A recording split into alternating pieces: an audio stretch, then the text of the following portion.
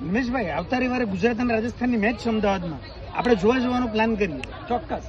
ચાલો મુકેશભાઈ ને પણ પૂછી લઈએ. મુકેશભાઈ ને પૂછી લે. બરાબર છે. ચલો મુકેશભાઈ કેમ છો? મુકેશભાઈ? કેમ છો? બોલો બોલો, શું થયું? આપણે જવું છે રવિવારે અમદાવાદ મેચ જોવા માટે? અરે ભાઈ, આઈપીએલ ની વાત છોડો. આવતા રવિવારે તો આપણા સુરતના મહિલા મંડળ દ્વારા આયોજિત 3 મે એને ફનફેર નો પ્રોગ્રામ છે. શું વાત કરો? અને ફનફેર ની સાથે મ્યુઝિકલ નાઇટ પણ રાખી છે સાથે જ. એટલે મજા જ મજા છે. બોલો. કિડ્સ ઝોન પણ છે.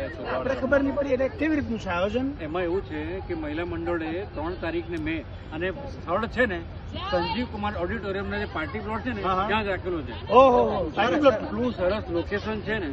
અને ત્યાં ફનફેર ની અંદર અલગ અલગ પ્રકારના ફૂડ ઝોન છે, ગેમ ઝોન છે, કપડાની દુકાન ને બધું ઘણું બધું છે. બરાબર. અને સાથે તો આપણા સમાજનો આર્ટ લવર ગ્રુપ છે ને એના દ્વારા સંગીતનો પ્રોગ્રામ પણ રાખેલો છે. અરે વાહ, સર. બરાબર. એટલે સરસ સરસ ગીતોની રમઝટ પણ ચાલશે. અને એના માટે છે ને બુકિંગ પણ ચાલે છે. અચ્છા. સ્ટોલનું બુકિંગ અને એડવર્ટાઇઝમેન્ટનું બુકિંગ બધું જ ચાલે છે.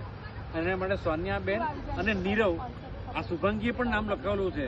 ખબર હા, છે? શુભંગી મને કહેતી હતી. હા, તો શુભાંગી અને સોનિયાબેનને તમારો સંપર્ક કરવાનો છે.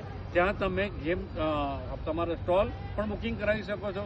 તમારે એડવર્ટાઇઝમેન્ટ આપવી હોય, તમારે કોઈ શુભેચ્છા મેસેજ આપવો હોય ને એ પણ આ પ્રોગ્રામમાં છે. તો વહેલી તકે સમાજની અંદર આ પ્રોગ્રામ માટે વાયરલ કરી દો કે 3 મે રવિવાર સાંજે 4 વાગે.